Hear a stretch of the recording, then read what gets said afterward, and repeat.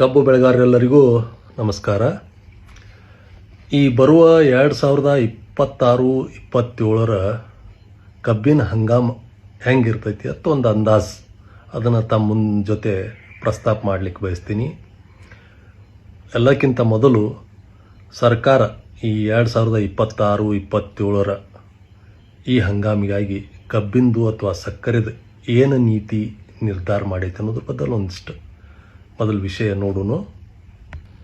ಇದೇ ಮೇ 5ನೇ ತಾರೀಕು cabinet committee on economic affairs CCEA ಒಂದು ಅನೌನ್ಸ್ಮೆಂಟ್ ಮಾಡ್ತೀವಿ.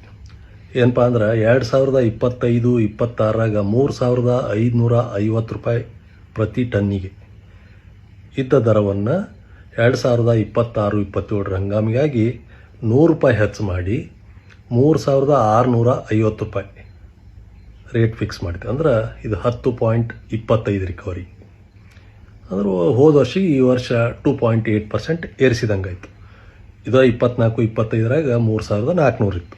ಅಲ್ಲಿಂದ 2 ವರ್ಷದಾಗ ಒಮ್ಮೆ 150 ಒಮ್ಮೆ 100, ಈ ವರ್ಷ 100 ಏರಿಸಿದ್ರು.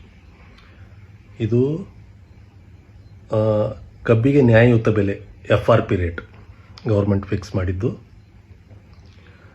ಆದ್ರೆ FRP ಪ್ರತಿ ವರ್ಷ ಏರಿಸಿದಂಗೆ ಸಕ್ಕರೆ ದರವನ್ನು ಸರ್ಕಾರ ಏರಿಸ್ತಾ ಇಲ್ಲ. ಲಾಸ್ಟ್ ಇಯರ್ ಸಾಕಷ್ಟು ಸಲ ನಾವು ಈ ವಿಷಯನ ಚರ್ಚೆ ಮಾಡೀವಿ. ಯಾಕಂದ್ರೆ FRP ಕೊಟ್ಟಂಗೆ ಸಕ್ಕರೆ ದರನೂ ಏರಿಸ್ಕೊತ ಹೋದ್ರೆ ಅದು ಒಂದು ರೈತರಿಗೆ ನ್ಯಾಯಯುತ ಬೆಲೆ ಕೊಡೋಕೆ ಕಾರ್ಖಾನೆಗಳಿಗೆ ಸಾಧ್ಯ ಆಕೈತಿ. ಆಮೇಲೆ ಗೌರ್ಮೆಂಟ್ ಅವ್ರ ಮೇಲೆ ಕಂಟ್ರೋಲ್ ಮಾಡೋಕ್ಕೂ ಸಾಧ್ಯ ಆಕೈತಿ. ಸಕ್ಕರೆ ಕಾರ್ಖಾನೆಗೆ ಒತ್ತಾಯ ಮಾಡಿ ಕೊಡ್ಸೋಕೆ ಸಾಧ್ಯ ಆಕೈತಿ. ಇದು ಯಾವಾಗಪ್ಪ ಅಂದ್ರೆ 2018 ಜೂನ್ರಾಗ 2,900 ಪ್ರತಿ ಕ್ವಿಂಟಲ್ ದರ ಫಿಕ್ಸ್ ಮಾಡಿದೆ MSP. 2019 ಫೆಬ್ರವರಿ 14ಕ್ಕೆ 2,900 ಇದ್ದದ್ದು 3,100 ದರ ಫಿಕ್ಸ್ ಮಾಡ್ತೀವಿ. ಸರ್ವಸಾಧಾರಣ 7.5 ವರ್ಷ ಆಯಿತು.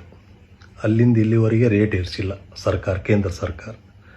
ಕನಿಷ್ಠ $41-42 ಅಂದ್ರೆ $4,100 $4,200 ಪ್ರತಿ ಕ್ವಿಂಟಲ್ ದರ ಹೆಚ್ಚು ಮಾಡಿದ್ರೆ ರೈತರಿಗೆ ಒಂದು ನ್ಯಾಯಯುತ ಬೆಲೆ ತೊಗೊಳಕ್ಕೆ ಒಂದು ಅಧಿಕಾರಯುತವಾಗಿ ಹೋರಾಟ ಮಾಡ್ಬೋದು. ಈ ಸರ್ಕಾರ MSP ಏರಿಸಿಲ್ಲ. ಇದು ಒಂದು ಪಾರ್ಟ್ ಆಯಿತು. ಇನ್ನೇನು ಮಾಡಿ ಸಕ್ಕರೆ ಬದಲು ಏನು ನಿರ್ಧಾರ ತಗೋತೀವಿ. ಹೋದ ವರ್ಷವೂ ನಮ್ಮ ಆಂತರಿಕ ಸಕ್ಕರೆ ಬಳಕೆ ಪ್ರಮಾಣಕ್ಕಿಂತ ಸಕ್ಕರೆ ಉತ್ಪಾದನೆ ಕಡಿಮೆ ಇತ್ತು. ಈ ವರ್ಷವೂ ಸಕ್ಕರೆ ಉತ್ಪಾದನೆ ಮತ್ತು ಕಡಿಮೆ ಆಕೈತೆ ಒಂದು ಅಂದಾಜು ಐತಿ. ಆ ಅಂದಾಜು ಇರುವುದರಿಂದ directorate general of foreign trades DGFT ಅವರು 15 ಮೇ 2026 ಒಂದು ಆರ್ಡರ್ ಇಶ್ಯೂ ಮಾಡಿದ್ರು. ಏನಪ್ಪ ಅಂದ್ರೆ ಸಕ್ಕರೆಯನ್ನು ರಿಸ್ಟ್ರಿಕ್ಟೆಡ್ ಎಕ್ಸ್ಪೋರ್ಟ್ ಅಂದ್ರೆ ನಿಯಂತ್ರಿತ ರಫ್ತಿನಿಂದ ರಫ್ತು ನಿಷೇಧ ಪ್ರೊಹಿಬಿಟೆಡ್ ಎಕ್ಸ್ಪೋರ್ಟ್ ಮಾಡಿದರು. ಅಂದರೆ ಎಕ್ಸ್ಪೋರ್ಟ್ ಮಾಡುವಂಗಿಲ್ಲ.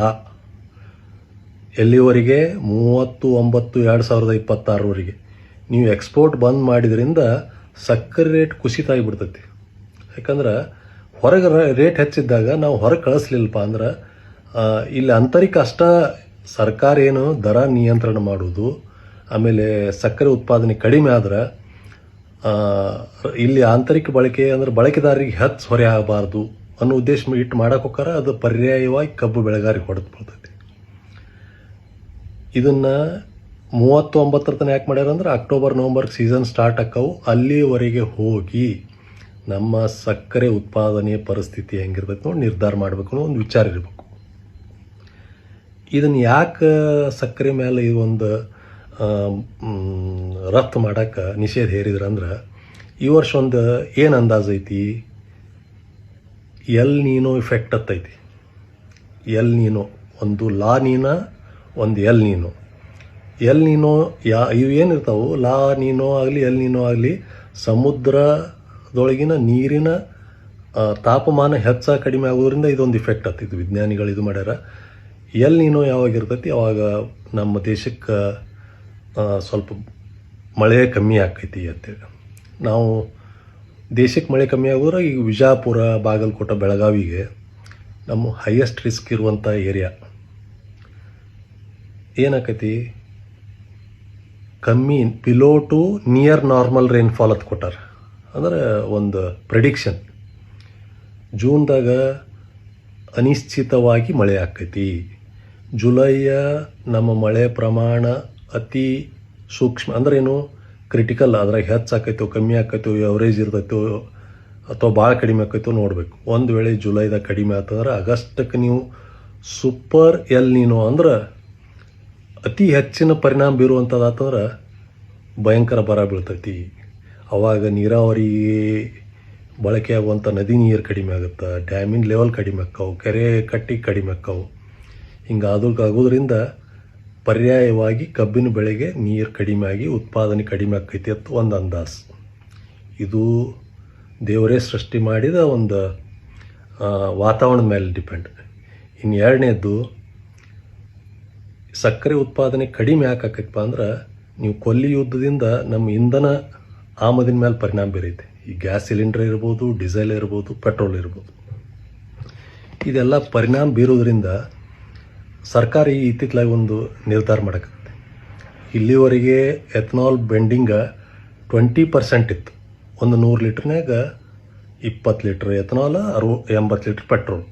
ಈಗ ಅದನ್ನು ಫ್ಲೆಕ್ಸಿ ಇಂಜಿನ್ಸ್ ಅಂತ ಮಾಡಕತ್ತಾರೆ. ಅಂದ್ರೆ ನೀವು ಪೂರಾ ಎಥನಾಲ್ ಮೇಲೂ ರನ್ ಮಾಡ್ಬೋದು, 30% ಬ್ಲೆಂಡ್ ಮಾಡ್ಬೋದು. ಯಾಕಂದ್ರೆ ನಾವು ಇಂಧನ ಆಮದು ಕಡಿಮೆ ಮಾಡ್ಕೋಬೇಕನ್ನೋ ಒಂದು ಸರ್ಕಾರದ ಉದ್ದೇಶ. ಹೀಗಾಗಿ ಕಬ್ಬಿನ ಉತ್ಪಾದನೆ ಎಥನಾಲ್ಗೆ ಡೈವರ್ಷನ್ ಜಾಸ್ತಿ ಆತಂದ್ರೆ ಸಕ್ಕರೆ ಉತ್ಪಾದನೆ ಕಡಿಮೆ ಆಕೈತಿ. ಸಕ್ಕರೆ ಉತ್ಪಾದನೆ ಕಡಿಮೆ ಆಗೋದು ಈ ಎಲ್ ನೀನೋ ಇಥನಾಲ್ ಡೈವರ್ಷನ್ದ ಕಡಿಮೆ ಆತಂದ್ರೆ ಹೊರದೇಶಕ್ಕೆ ಕಳಿಸೋದು ಅಷ್ಟು ಸೂಕ್ತ ಆಗೋದಿಲ್ಲ. ದೇಶದ ಆಂತರಿಕ ಬಳಕೆದಾರರಿಗೆ ಬೆಲೆ ಹೆಚ್ಚಳ ಮಾಡೋದು ಆಕೈತೆ ಅನ್ನೋ ಉದ್ದೇಶಕ್ಕಾಗಿ ಇವೆಲ್ಲ ನಿರ್ಧಾರ ತೊಗೊಂಡಾರ.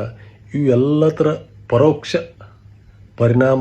ಅಂದ್ರೆ ಏನು, ಆಲ್ಮೋಸ್ಟ್ ಆಲ್ ರೈತರ ಮೇಲೇ ಇದು. ಅಲ್ಟಿಮೇಟ್ಲಿ ಕಾರ್ಖಾನೆಯವರು ತಮ್ಮ ಪ್ರಾಫಿಟ್ ಮಾರ್ಜಿನ, ತಮ್ಮ ವರ್ಕಿಂಗ್ ಕ್ಯಾಪಿಟಲ್ ಎಲ್ಲ ಇಟ್ಕೊಂಡನ ರೈತರಿಗೆ ವರ್ಗಾಯಿಸ್ತಾರೆ. ಹೀಗಾಗಿ ಇದು ಒಂದು ಬರುವ ವರ್ಷ ಒಂದು ಅಷ್ಟೇ ನೀವೇನಂತೀರಿ ಕ್ರಿಟಿಕಲ್, ಸೂಕ್ಷ್ಮವಾದಂಥ ರೈತರ ದೃಷ್ಟಿಯಿಂದ ನೋಡೋದು ಒಂದು ವರ್ಷ ಅಂಥೇಳಿ ನನ್ನ ಅಭಿಪ್ರಾಯ. ಯಾಕಂದ್ರೆ ಇನ್ನೂ MSP ಸಕ್ಕರೆದು 31 41 ಹೋದ ವರ್ಷ ಕೇಳಿದರು. ಇವ್ರು ಇನ್ನೂ ಹೆಚ್ಚು ಮಾಡೋಕತ್ತಿಲ್ಲ. ದೇವ್ರ ಪುಣ್ಯದಿಂದ ಸಕ್ಕರೆ ದರ 38 ಅಂದ್ರೆ 3800 ಪ್ಲಸ್ ಹೊಂಟೈತಿ. ಹಿಂಗಾಗಿ ಏನೋ ಕಾರ್ಖಾನೆಯವರು ಸ್ವಲ್ಪ ಮಟ್ಟಿಗೆ ಬಚಾವಾಗ್ಯಾರ. ಈ ಸರ್ಕಾರನೂ MSP ಬದಲಿಗೆ ಗಂಭೀರವಾಗಿ ವಿಚಾರ ಮಾಡಿ ರೈತರಿಗೆ ಅನುಕೂಲ ಆಗುವಂಗೆ MSP ಹೆಚ್ಚು ಮಾಡಬೇಕು. ಬರೀ ಬಳಕೆದಾರರು ಅಲ್ಲ, ರೈತರನ್ನೂ ಅಷ್ಟು ಲಕ್ಷ್ಯ ತಗೋಬೇಕು ಅಂಥೇಳಿ ಕೇಂದ್ರ ಸರ್ಕಾರ, ರಾಜ್ಯ ಸರ್ಕಾರಗಳನ್ನು ಎರಡನ್ನೂ ನಾವು ಕಬ್ಬು ಬೆಳೆಗಾರರ ಪರವಾಗಿ ಆಗ್ರಹಿಸೋಣ. ನಮಸ್ಕಾರ.